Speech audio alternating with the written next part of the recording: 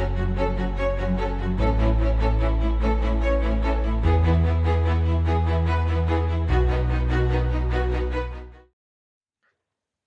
everybody, welcome back. I am bored. COVID made me bored, and today at the table, I'm taking a look at Risk Strike. This is the card-based version and a much quicker paced version of the very infamous Risk board game. Ultimately, you just like in Risk, you are trying to get world domination, but in Risk Strike, your world domination really just means conquer two continents and you're good. So I've actually never played Risk the board game. I think it was one of those classic, Scrabble, Monopoly, battle battleships. No, what's it called? Yeah, battleships and Risk, sort of a staple board game in the family household. But never played it. But as I understand it, it can be a very long game. So the reason I came across this was, not that I've played Risk before, but the idea seemed really interesting.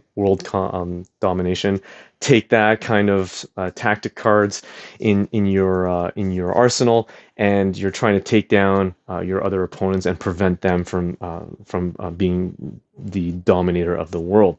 And because I consider this sort of a filler game, it's easy to set up, it's easy to teach, very minimal rule set, and it's quick to more or less quick to play. I'd say 15 to 20 minutes. You could probably get through it.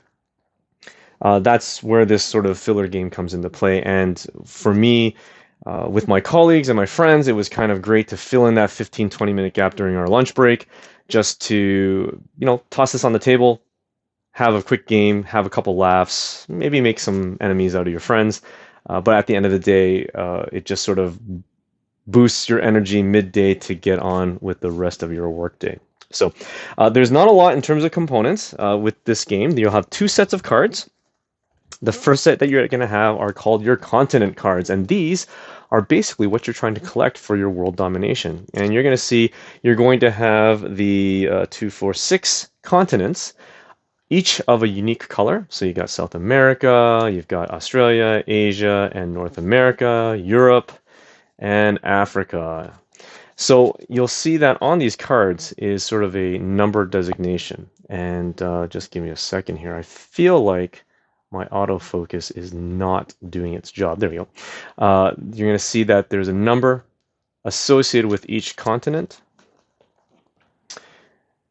And there's 3 for South America, 3 for Australia, 5 for Europe, and what did I miss one? Yeah, and 4 for Africa. And that number designates your set collection. For you to successfully dominate and conquer that continent, you need the number of equivalent cards that is depicted in this in this corner here. So I need 8 Asia cards to say that I have conquered and dominated Asia. And by doing so, you earn a specifically colored chip, one of each color. So if I so happen to collect 8 Asia cards, I quickly earn my token of world or continent domination for Asia. The moment I get 2 chips is the moment that I win the game. Sounds simple? All you're doing is collecting a bunch of sets. Yes, and of course, like any classic game that has take-that components, you get tactic cards. And tactic cards are your ways of manipulating the outcome of certain things, as well as manipulating or doing those sort of take that moment to your opponents. Because at the end of the day, how you're acquiring these is kind of interesting. You can acquire them via draw of a deck, or you can attack your opponents to try to claim those continents that they have. And I'll explain that once I get through a quick playthrough. But you're going to see there's multiple different types of tactic cards here that you get to play. They range from this one called deploying a troop. Right there, deploying a troop. You've got a rally card, which helps you add, and you'll read it very closely, add 2 dice add 2 to each die that you rolled.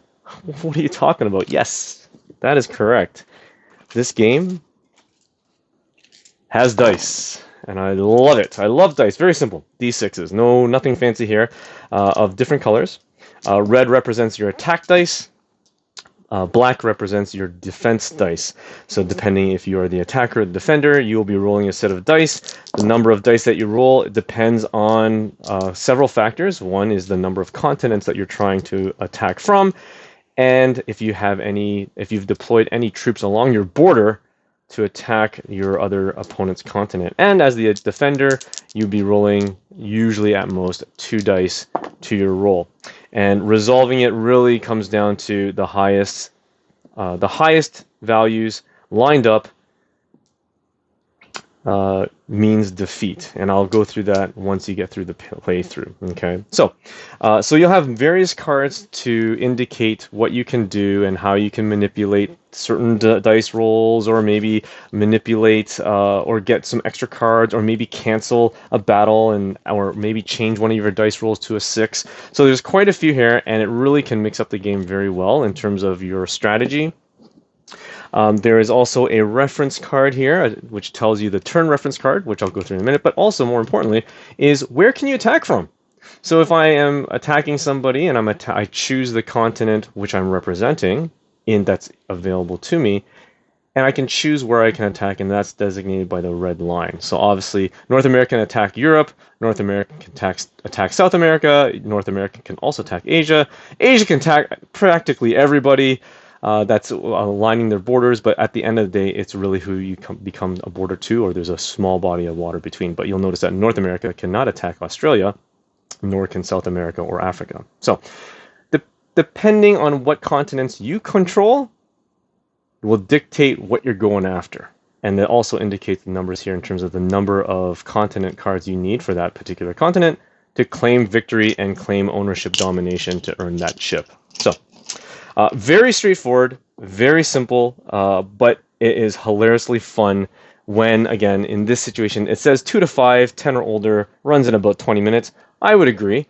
Maybe 20 to 30 minutes, depending on if you have some minimal analysis paralysis, or you can't decide who to attack. I would say 3 or higher in terms of player count makes this the most enjoyable. With this kind of game, for sure 3 or higher. So I'm going to set up the table for a quick run through of Risk Strike, just to show you how it plays through and what it looks like, and how the gameplay flows. I'll be right back. All right, I'm back. I've got my table set up for a game of Risk Strike, the what I consider a filler game, card game based version of Risk the board game. I'm playing sort of a 2-player head-to-head, but as I mentioned in my intro, I think it's best played with 3 or more players. There's a slight deviation when it comes to initial setup, but basically each player that's playing gets 3 continent cards, which are the white cards, and they'll also draw 3 tactic cards. But in a 3 or more player game, everyone except the first player going would draw an extra tactic card, so they would have 4. In a 2-player game, the person who is going first, no, all players except, sorry, in a 2-player game, the person who is not going first, so the other player, gets to draw an additional continent card for themselves. So that's basically what you have to begin with. But in this situation, just to keep things simple, both my players have 3 cards each, and that just makes it simple. Now, with your tactic cards, they are hidden information from your opponent. So I'm going to put that over there. I'm going to have player number 2. But when it comes to the continent cards, whenever you draw a continent card, it must be displayed. Okay, because basically this is showing your opponent what you control. So as you can see, player number 1, which is at the top, has Asia, North America, and Europe. And player number 2 has Europe, Asia, and Africa. Okay. So what will happen is at the beginning of a player's turn, they have a choice. They can draw 2 cards from the continent deck. They can draw 2 cards from the tactic card deck, or they can draw 1 of each.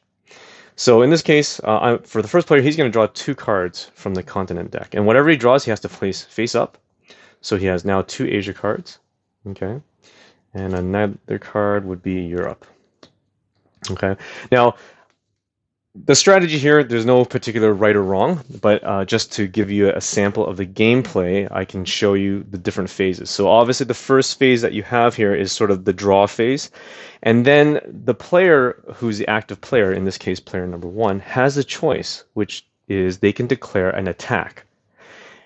If they do, you're going to go to the next phase, which is the attack phase. If the active player decides, hey, I don't want to attack anybody, I just want to play it safe, then they get to draw an extra tactic card at the end of their turn. Okay, but in this situation, I'm going to say, let's see, you know what? Player number one wants to attack. Why? Why does player number one want to attack? Well, I want to attack. I want to attack because I'm very close to getting Europe. Europe needs 5 cards, and player number two so happens to have a Europe card that I'm eyeing. In this situation, the active player would say, okay, I want to declare an attack, and I choose from in my possession which continent I am attacking from. Based on this reference card, who can I attack? And in this situation, Asia can attack Europe. Now, I'm not going to go into the fine, gritty details of what kind of strategy you can play, but as I go through the gameplay, you'll see why you would choose to attack from one continent versus the other.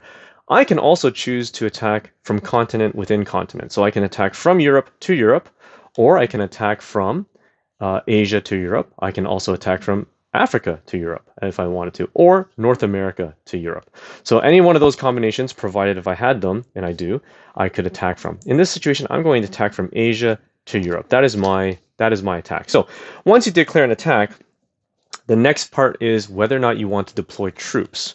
Troops are sort of your extra defense when it comes to whether you want to ensure and guarantee your success or protect yourself from a loss. And I'm going to explain that in a second.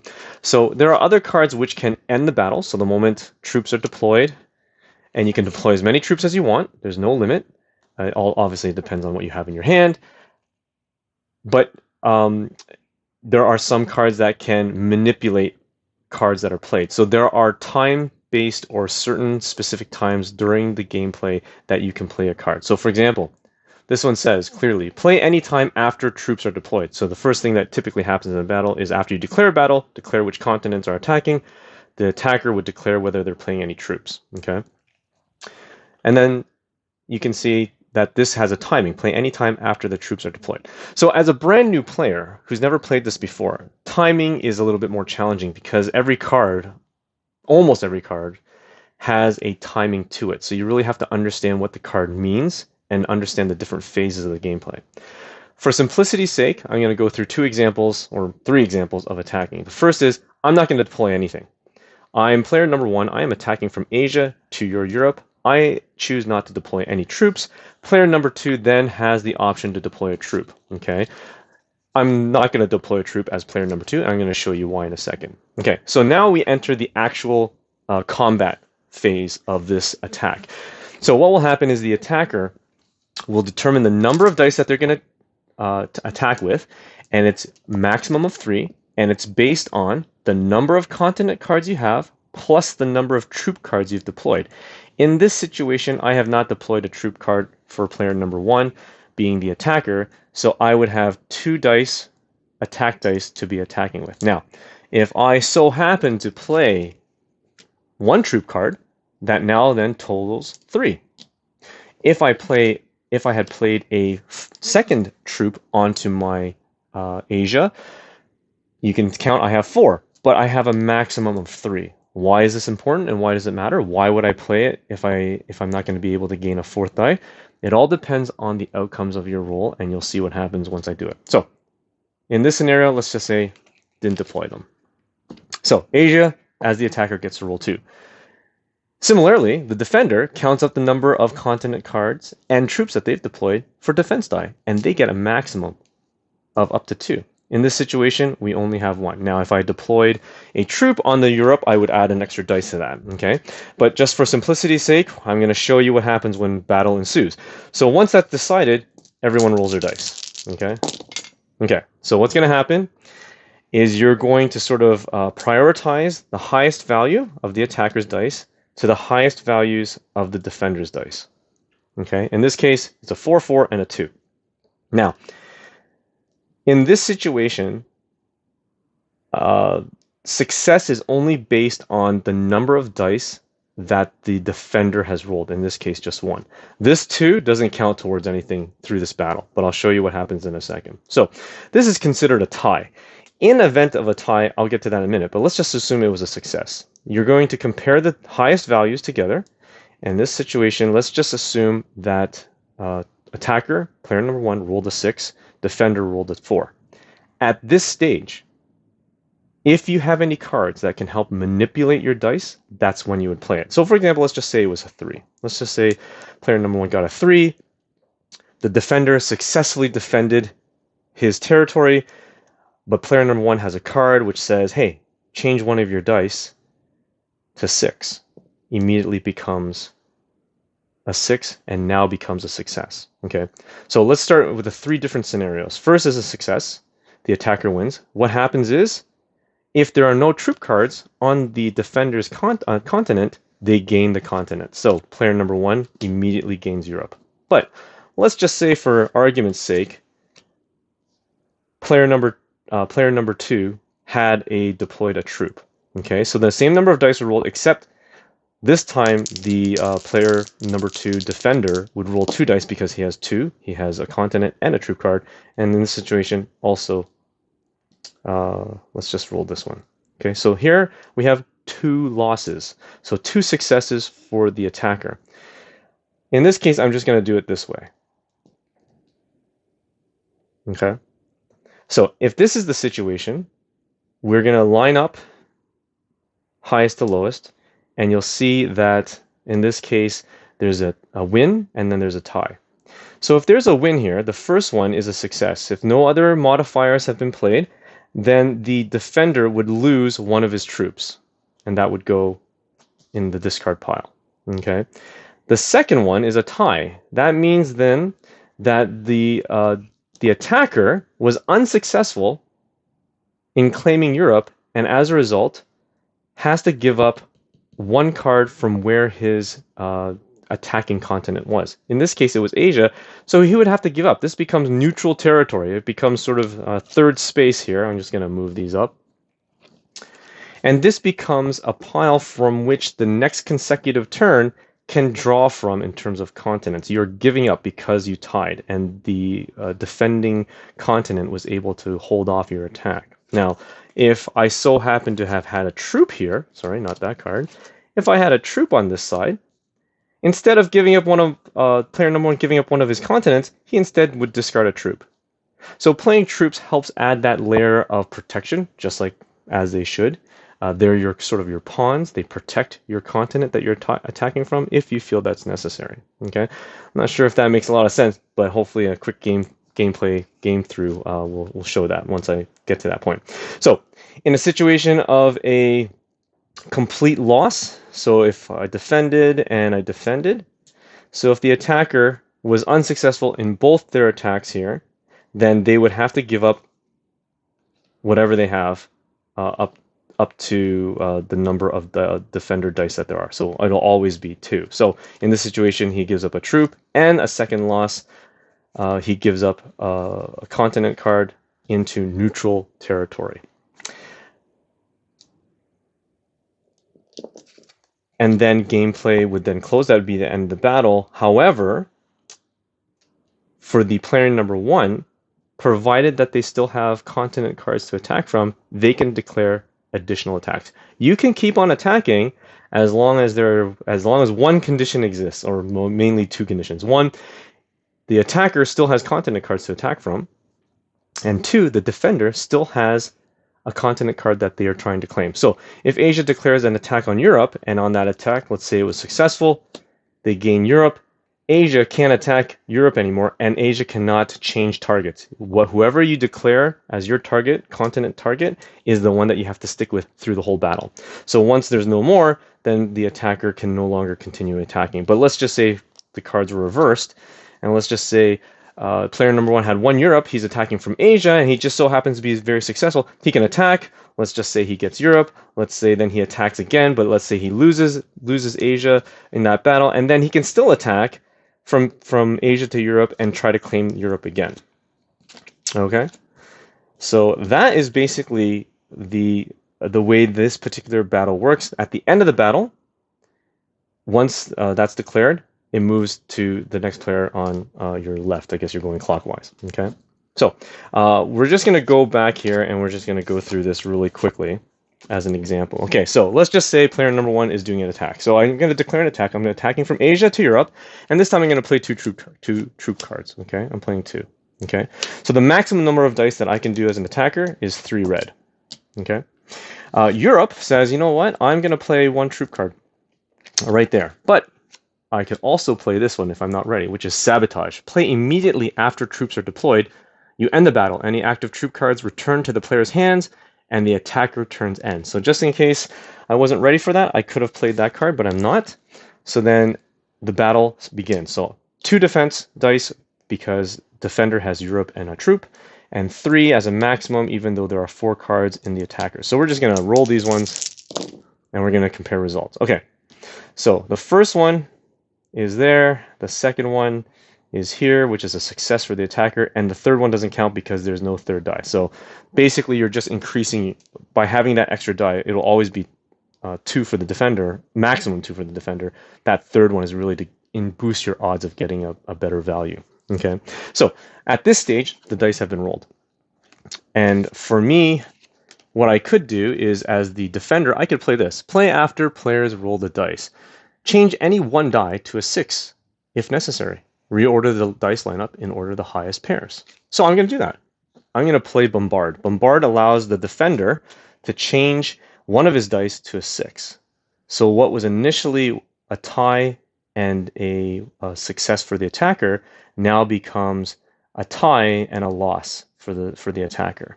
Once that's done, we're going to see what happens here. So this is a tie. Because it's a tie, any tie, the attacker is always the loser on that one. So he's going to have to give up a troop card. Okay. And in this one, the attacker clearly lost. He gives up another troop card. And that ends this particular portion of the battle. Now, Asia, player number 1, still has the opportunity to attack. He cannot play any more troops. The initial deployment of troops is over. At this stage, he can continue to decide if he wants to attack. And let's just say he does. This time he's attacking with 2 dice because he has 2 continents. And the defender still continues to defend with his 2 dice because he still has a troop. So we're going to roll these ones. Okay, so we're going to line this up and line this up.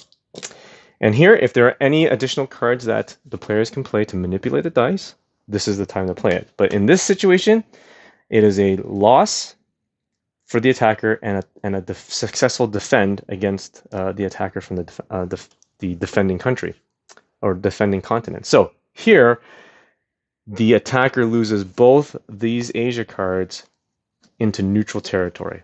Nobody owns these, but it is something that you can draw from on the next player's turn. At the end of this, this finalizes the battle. There cannot be any more attacks because player number 1 no longer has the initial attacking continent. So that ends the battle. All troops are discarded at the end of that battle, and then play continues clockwise to the next person. So in this situation, it's going to come right back to player number 2. Player number 2 has a choice: draw 2 cards from the continent deck. He can draw a card from this neutral territory, and there's you can choose any card that's here. It's not in a particular order. Or you can draw 2 cards from the tactic deck, or 2 cards maximum from any one of these 3 piles. So he's going to draw 2 continent cards. We're going to draw an Africa, which is great. And we're going to draw another one, which is an Australia. So I'm going to squeeze Australia over here. Okay. And I'm going to, as player number 2, say, you know what? I'm not going to attack. I'm not going to do anything. So as a result, I end my turn and I draw a card. Okay. That's it. Goes to player number 1. Player number 1 says, okay, you know what? I'm not going to worry about Asia. Let me see what I can get. Oh, I get a Europe. I'm going to draw another continent card, and it's an Asia. And for this demonstration, let's take a look. I have no troops. It'd be very risky, but just to try it out, I'm going to attack from North America to my Europe. There's no rhyme or reason at this point. I'm just trying to show you the game mechanics. North America, which means I have no troops to deploy. I have 1 die. For the defender, He doesn't have any troops to deploy, so he doesn't deploy, which means it's 1 die apiece. So we're going to both roll together. And in this situation, the attacker is successful, but the defender can play this card. Play after players roll the dice, change a single die to a 6. I change it to a 6, and now this becomes a successful defense for the defender, and therefore the player number 1 needs to discard North America into that neutral zone. And because he has no more from North America, you can't change continents during an attack. That ends the battle, that ends the turn, and it now goes to player 2's turn, who's going to draw 2 cards. We got South America. I'm running out of space here, but that's okay. South America, and oh sure, I'll draw one more, and it's in Asia. Okay, so for me, I'm going to go ahead and I don't think player number 2 wants to do anything right now. So I'm not going to do anything, so I'm going to draw a tactic card. Okay. Player number 1, going to draw a card. We'll draw one. I got Africa. And I'll draw one more. I got another Africa. Ooh, interesting. So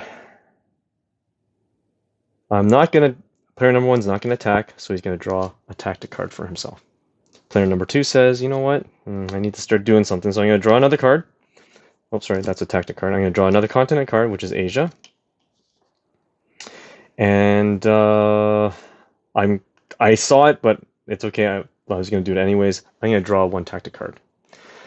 So now I think I'm going to declare a battle. Player number 2, going to declare an attack. I'm attacking from Asia, and I'm going to attack for their Africa. Because according to this chart, I can, from Asia to Africa. And I'm going to, as an attacker, I'm going to deploy a troop. The defender can deploy a troop if he has one. He does not have one. But he's going to play artillery. Artillery is play any time after troops are deployed. Force any one player to discard up to 2 active troop cards. So I'm going to play this one, and I discard that troop card that the attacker just played. So we tally up what we have. So it's 3 attack dice and 2 defense dice because there's 2 in Africa. So we're going to go ahead and roll. And what do we get here? We're going to line up the highest pairs, which gives us this. Now, at this point, if you have any cards to play, you would. And there's nothing here that can happen. So here is a successful defense and a loss. So that means that for the attacking player, he has to give up an Asia card, but at the same time, he gains an Africa card. Okay? And that ends that portion. Player number 2, as the attacker, can choose to attack again, and he will. But this time, he only has 2 attacking dice, and the defender only has 1 defense dice. So we're going to roll these.